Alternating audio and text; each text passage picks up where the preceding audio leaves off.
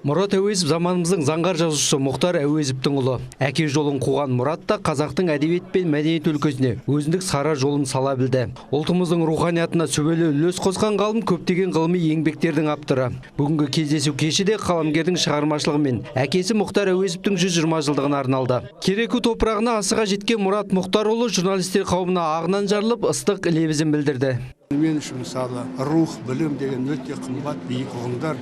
Ал енді осы Кереку, Баянауыл, осында бұл енді үлкен азаматтардың дүние келгені және де біздің Қазақстанның жалпы қазақтың мақтанышына айналған, тіпті керек болса Қаныш Имантаев сияқты адамдар, сол деңгейде адамдар есе жалпы Евразия болмаса дүние жүзінің алыптары. Барымды осында жастарға ортаға салып, сұрақтары болса жауап беруге, сол үшін бір рухани кездесу болады деген үмітпен осында келіп отырмын. Алыстан ат арылтып келген қаламгермен кездесуге өңірдің зиялы қауым өкілдерімен студент жастар жағы жиналды. Шара барысында Павлодар облысы әкімінің орынбасары Мейрам Бегентаев Мұрат Әуезовке ыстық ықыласын білдіріп, алғысын айтты.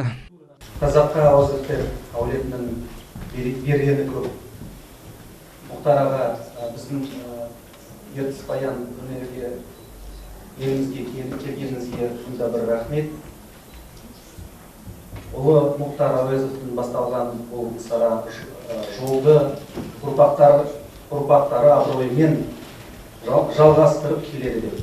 Шара аясында жазушының Мұхтар Әуезовтің 120 жылдық мерейтойына орайластырған екі бірдей кітабының тұсауы да кесілді. Кітаптың біреуі қазақ тілінде, екіншісі орыс тілінде 3000 данамен жарық көрген. Кездесуде арнайы сөз алған Мұрат Мұхтарұлы ертіс баян өңірдің қасиетін ерекше атап өтті.